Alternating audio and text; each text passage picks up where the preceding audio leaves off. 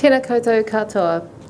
Ko te apati taku monga, ko orua taku awa, ko Brice taku hapu, ko Ngāti Pākehā taku iwi, ko Karyn Brice taku ingoa. Nau mai haere mai ki tēnei ahi. No whakatāne a hau, ko Kate Whitley tōku ingoa. Before we start our presentation today, we just wanted to take a few minutes to acknowledge a former colleague and co-creator on this project, Erica Jones. Erica was tragically killed on the 10th of this month, about 10 days ago. And she was a remarkable young woman. She came onto the project as an iwi intern and she just flew and completely excelled, surpassed everybody's expectations and was just the most amazing person to collaborate with. So just want to acknowledge Erica before we begin today.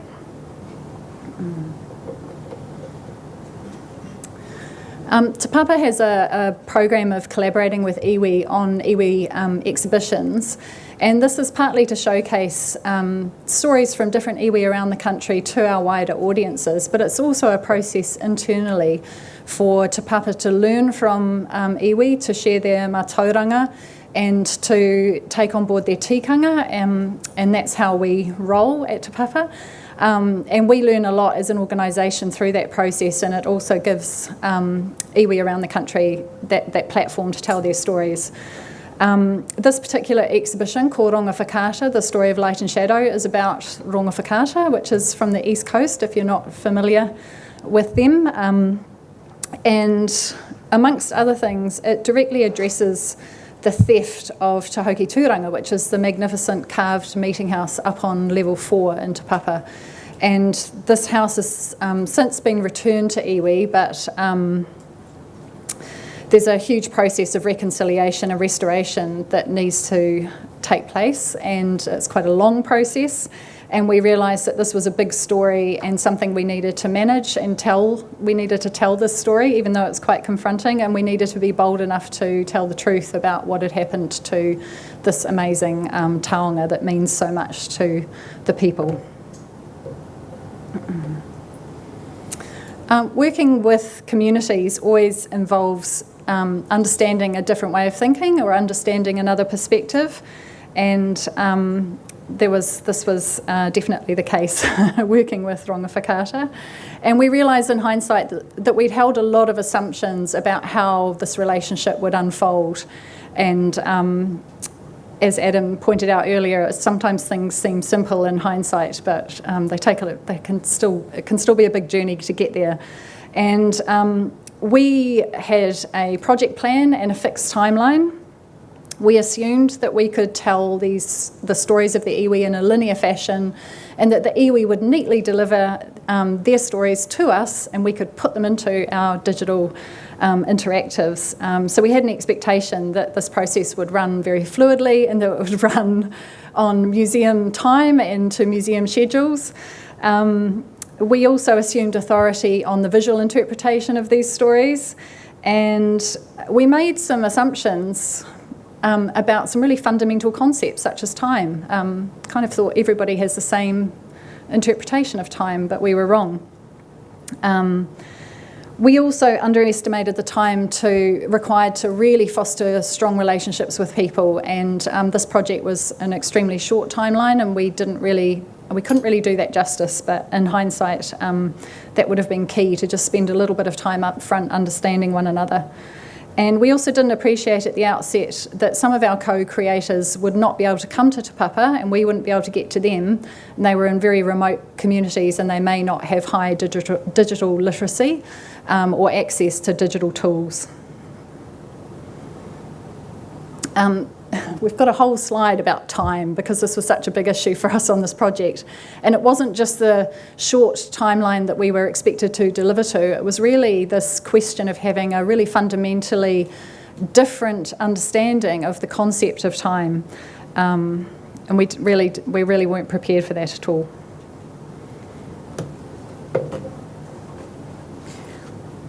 So we had a fixed number of digital stories to tell, and we had a fixed amount of time. We thought each digital story would require a similar amount of time to develop, but we were completely wrong. Our biggest challenge was to address the story of Te Hokituranga, the taonga that means so much to Rongowhakaata. This story is very complex and layered. It has a lot of emotional impact and a huge amount of meaning to the iwi. We really underestimated the amount of time and effort that it would take to get this important story right. So we started the story by taking a Word document that had been developed and approved by iwi. The story in the Word document was matched by some images that we put together on a screen, but it just wasn't feeling right. We had chosen to create some efficiencies by reusing a design system that we had used in previous interactives, by using the concept of a timeline to tell important points along a story. These timeline events were that Te Hokituranga was created, it was stolen, it was then altered and returned. We thought we'd be able to communicate these really challenging stories and events into a simple screen per event in a linear fashion. We designed some early prototypes to look at timeline structures. This one is a vertical structure. So we wanted to look at having a navigation, a timeline that was also a navigation tool. So visitors could glance at the screen and get it and see what the whole story was about, and then use elements of the timeline to jump into the story at different places. We played with some vertical options, as you can see. Here's another one. In this concept, we wanted to allow the visitor to scroll vertically throughout the entire story, very similar to the way our web browser works. We then explored some horizontal timeline options. These images, as you'll see, are deliberately rough. The idea was to get the concepts working first and then to go back and work on the polish and detail afterwards. So we continued with the different designs and using a horizontal timeline, but it just wasn't cutting the mustard with iwi. We didn't really know where we had gone wrong. Where have we gone wrong? It's not necessarily the wording, although that's extremely important. I'm talking about it's the entire experience of the digital label. So this is what was conveyed to us by iwi after we had spent the best part of the design sprint allocated for this particular digital story. And we realised we just weren't doing the story justice. We were approaching it in a fairly generic way that we'd approached all the other digital labels, and this was such a critical story to get right, and we were just completely on the wrong track. They also told us, it's factual, sure, but I don't see anything that really tells me about the house from an iwi perspective. So this story clearly needed more than just factual storytelling. We'd really missed the heart and soul of what it was all about. So we asked them what was missing, and their suggestion was, is there a way to highlight the story further with something from the iwi perspective, some graphics, a new angle, the iwi narrative, some sort of magical difference? And we were wondering, what is this magical difference that we've clearly missed? And what are they referring to? And how could we engage and work with iwi to try and discover what this was? So there was a bit of a sense of excitement for us, although we hadn't met their expectations and we hadn't done the story justice to date. This was an opportunity to really get it right and make something that really delivered. So we held a workshop with Erica from Rongowhakaata, and we drew this timeline on the wall, which sort of follows the linear timeline that we'd been working to, with the key events in the house's history spread out along the timeline in a nice linear fashion. And Erica explained that this period between when the house was stolen and when it was returned to iwi was a really dark period in iwi history. So we kind of said, well, how would it look like to you? And we gave her the pen, and she drew the timeline at the bottom. And it was a really emotional and pivotal moment in the design for us, because she explained to us that it wasn't just a house, it wasn't just a building. It contained whakapapa, it contained memory, it contained the stories of their tipuna, and it held huge emotional value for iwi. And this process where the house had been stolen, it actually severed their connection to their tipuna and their whakapapa. So it was a really insightful moment for us, because I think we just really underestimated the emotional connection to this taonga for the people that we were working with. So we said to them, how can we try and get this across? What's lacking? And they communicated to us that this period where the house was stolen, really people were stuck. They couldn't move forward. They couldn't move backward. They didn't know how to address it. It was a really difficult time for them, and that those feelings of healing and reconciliation and reconnection with the house are still ongoing. So it's not just a magical wonder, the house gets returned suddenly or your connections get re-established. It's a deeply emotional process that's still going on.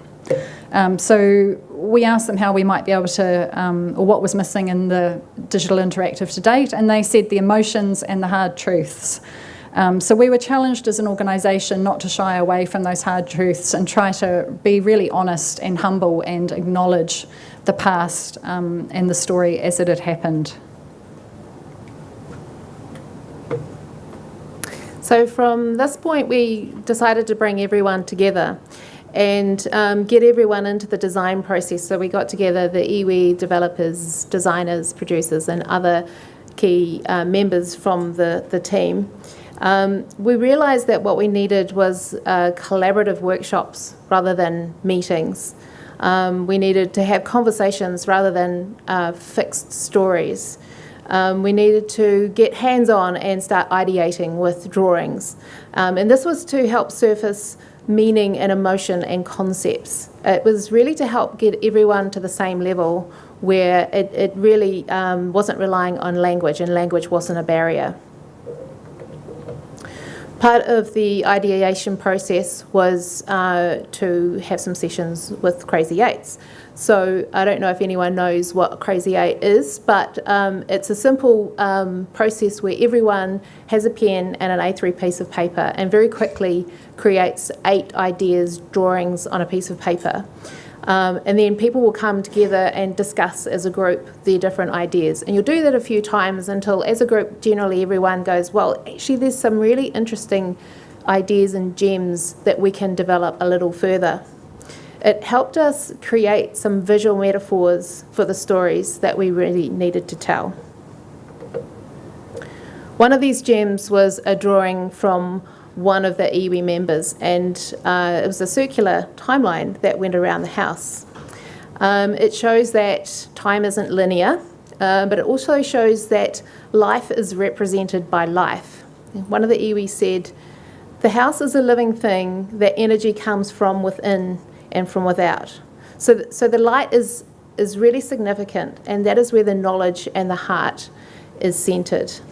This was quite a game changer for the concept, and it challenged our thinking around the design and the usability for the audience.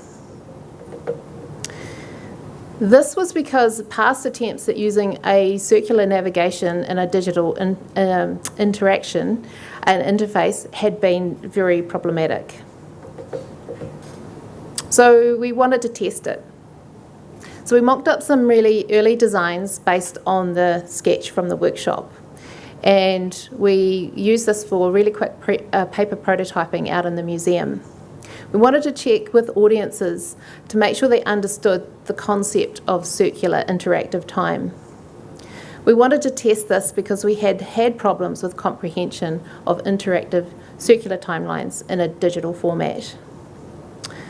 It had been really ambiguous in the past, we had found, with audiences as to what they should do with a circular timeline, whether it was something that they should rotate like it was a wheel, or whether it was a drag and drop, or whether it was a tap. So we really needed to make sure that that was going to work for the audience. However, the user testing turned out to be very positive, so that made us feel confident that this would work, and not only work by representing the story flow from an iwi perspective, but work for our audiences as well. The circular timeline was developed further, and there were more iterations, and we incorporated more user testing and more iwi feedback. In addition to this external view, there's another whole sequence of the interior of Te Hokituranga matched with significant quotes. These quotes represent the life that flows from the energy of the people within Te Hokituranga. The inside is also the most original and least altered part of the building. The development of this interactive took a lot longer than we expected, but we gained a much better appreciation of what this tonga truly means for its people, and we hope that the interactive represents some of this emotion. If we'd collaborated this way from the beginning, we would have got to the heart of the story a lot sooner, and we would have created a much stronger engagement with the iwi for the entire exhibition process. This was probably the most significant understanding on this project, but there were other challenges though. Like, how do you work with members of iwi in remote locations when you can't have those collaborative workshops? How can you develop a shared understanding with them? So how do you develop a shared understanding with co-creators who aren't on site, who are a long way away? One option is to visit them in person, which our loans officer Amy Cosgrove did, and she did an amazing job in fostering relationships and gaining the trust of the people she was working with and convincing them to loan their precious taonga to the museum for the duration of the exhibition. But we didn't have that luxury. We weren't able to go out into the community and visit every single person and establish a rapport with them. We had to stay in Wellington and try and do that remotely and foster those relationships. So one of the other digital stories that we worked on was telling the story of quite a controversial figure in Rongowhakaata history, for whom people have really strongly divided opinions, Te Kooti. And he's a really multifaceted man who is remembered for his skill in warfare, but he also has many other aspects to his character. And his descendants, Ngā Uri i Te Kooti, really wanted to reframe those historical narratives around who he was. Unfortunately, they are a group of people who weren't able to come and work with us on site. So there's no actual images of Te Kooti, the man, so we didn't really know how we should represent him in this interactive story.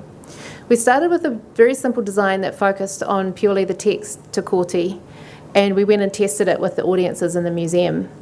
The feedback we got was people thought it was a place in New Zealand, or that it was space.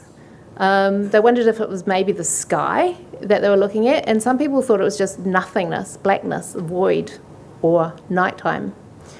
So we added the dates to help tell that story, but again, it didn't help. We realised we needed a visual metaphor to help people understand this is a story about a man. So we added a silhouette and we went and tested it, and audiences got it. They were like, oh yeah, it's a story about a man. They could just glance and get it. But the descendants didn't feel comfortable with using a silhouette of a stranger. They weren't comfortable with this representation.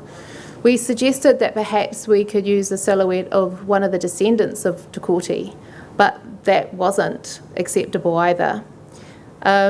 So how could we come to an agreement on the best approach with this remote group who were also emotionally connected and co-creators for this project? Up until this point, all the communication had been via email, and it was really slow.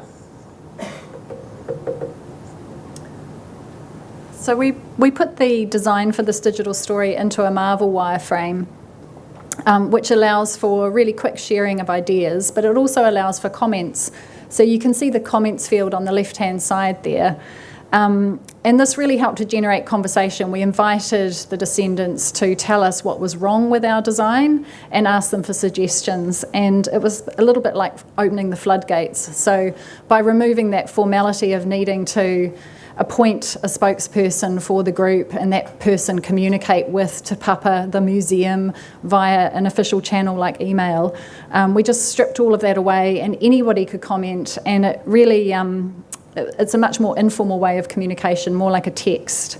And once that happened, the whole group started to communicate with us and tell us what they thought was not right. But it was great because it felt like a really democratic way of engaging with them, and we could respond to their concerns on the fly. So it sort of really generated this much more conversational style of communication. And what we ended up with was this raised right hand to depict Te Kooti. This is taken from a visual representation of the Ringatu seal, which is the faith that Te Kooti established. And it conveyed the fact that he was a person without the need for a more figurative shape. And the iwi were really, really happy with this representation, but it also meant that our audiences could understand that this digital story was about a person. So we felt like we'd succeeded on both levels there, which felt really good to get to that point.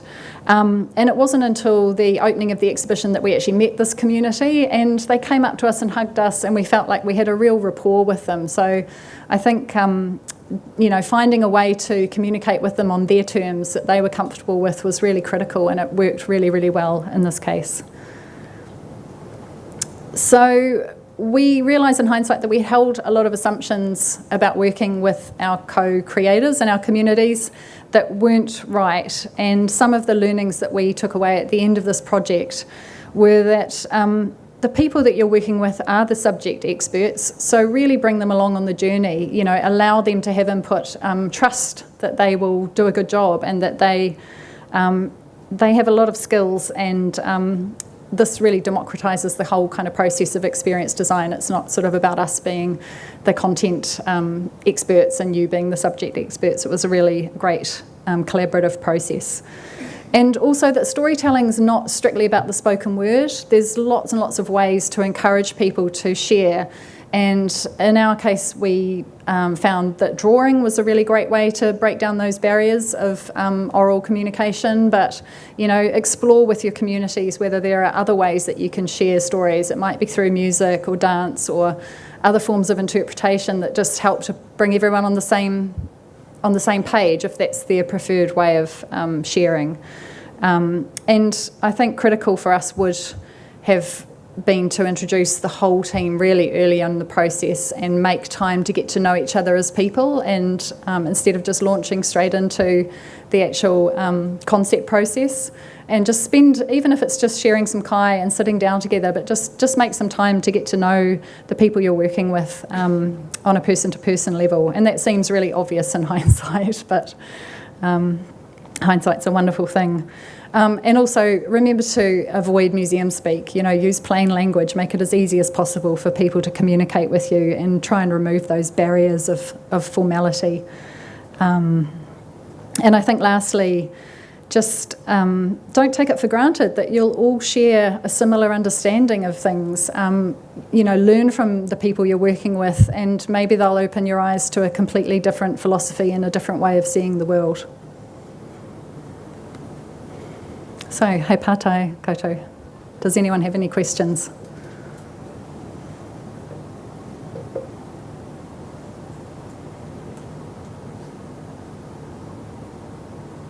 Mark, do you?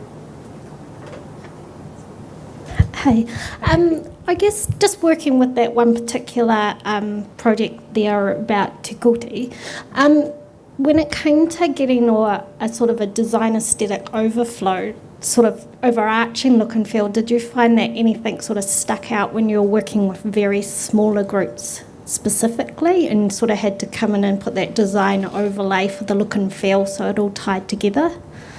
So for the entire exhibition, there had been spatial designers and visual designers working on the look and feel of the exhibition itself. So with all those stories, all the digital stories, we had a style guide to fit inside of, and that included the typeface that was specifically designed for that exhibition. So it actually made it a little easier for us because we were using black and white and red and the font that was specified. And so we added in some imagery from the iwi that they had supplied us to help the storytelling. But apart from that, there wasn't,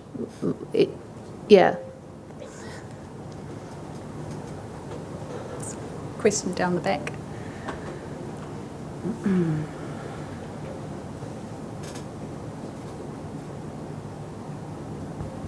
Hi, thank you very much. That was very enjoyable to hear the process and your involvement with the iwi and other stakeholders, or who obviously wanted to have some say in the elements around the design. I guess my question is, going forward now, how are you going to try and bring some of the knowledge that you've learned from this into future developments that you might be involved in? So I'd be interested to hear the ultimate learning from it. Thanks. Thanks for that question. I think it's a really good one, because there's no point finding these insights and then not taking them forward into the next project that you work on. And at Te Papa, at the end of each major project, we hold a retrospective and we try to understand all of these questions and try and understand what things worked well and what things, we didn't do so well, and how could we take these forward into the future. So we ran a retrospective at the end of or a little time after the exhibition had opened, once everyone had recovered, and really tried to document these processes and feed them back to the teams higher up who are responsible for programming, so that we can factor in some of these fundamentals a little earlier on. But I think also for us as people to remember these learnings going forward, and really try to introduce them where we can into our workflows is something we try to do, rather than it necessarily being a directive. Kia ora. I just had a quick question about collaboration with iwi.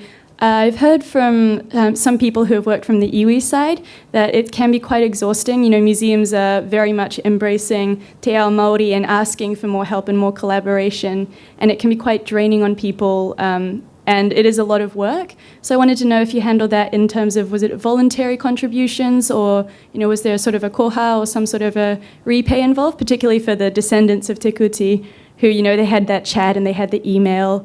How was that managed? I might not be answering this exactly as you, so let me know if I'm wrong. So I think for the descendants, particularly of Te Kooti, for them, the payback or the reward or the comfort, if you like, from being able to redress what had been quite a negative historical narrative around their ancestor was, I think, they felt really good about that. It was an opportunity for them not just to tell the wider world who Te Kooti was, but also to perhaps reset some stories or some narratives within the iwi, and help bring the whole of the iwi on board with being able to envisage Te Kooti as a much more complex man than he was previously sort of depicted. So I hope, I haven't actually asked them, but I hope that they find this process, that it's been helpful for them and constructive for them, and also helped them with the rest of their iwi to kind of redress some of those stories.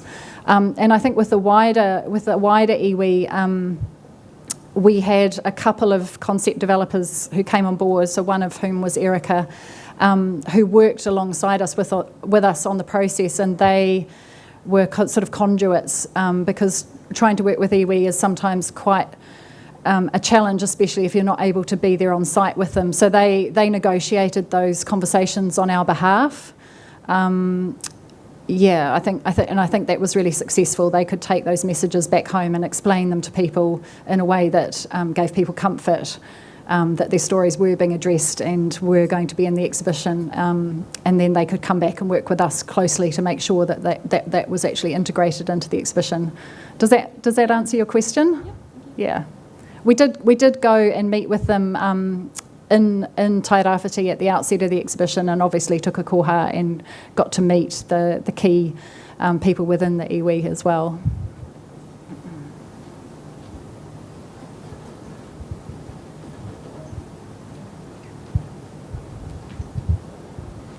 Hi. I just wondered if you could talk a little bit about how the digital interactive development fitted into the overall exhibition process. You talked a little bit around how there was lots of design work and things which was done and then was delivered to you. I just kind of wonder, how does that all fit together? And I guess I'm coming from my personal experiences, often the digital comes at the end once everything's been thought through. And I guess how engaged was the digital throughout the whole design process? And, you know, were you doing all the, I guess, the work with the iwi, or was that sort of part of the overall exhibition and you were sort of part of that? And just, I guess, just briefly how it all fits together as an overall exhibition process. Iwi are holistically embedded in the whole exhibition process, so it wasn't just with the digital. So we were having to grab their time, as well as, you know, them consulting with the spatial designers and the graphic designers and all the other elements of the exhibition design team. And I think there was a hope in this exhibition. This was, we were developing a suite of digital interactives which built on earlier iterations of digital labels or stories within the museum. So we were reusing some components that had already been created and trying to build on that. And this, at that point, this was the largest suite of digital interactives that used this component-based system. And I'm probably not answering your question very directly, but I think the hope was that we could have less text on walls and have more, have a deeper engagement or more storytelling through the digital labels. And I'm not sure we entirely succeeded there. You can go up to level 4 and have a look for yourself. But can you just remind me what the core of your question was? Sorry.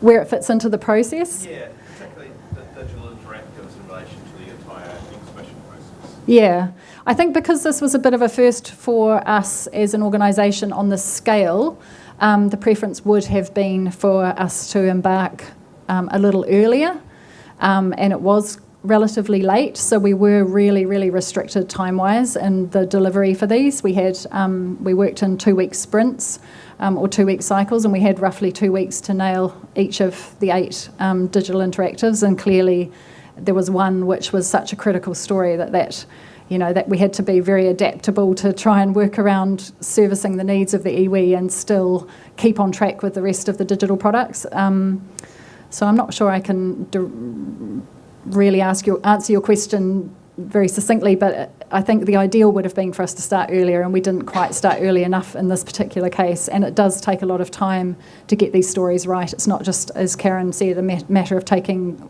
printed documentation or Word documents and putting them into a digital label. It's a very different kind of experience, and we were still learning as well as an organisation. So yeah, that's all I can say.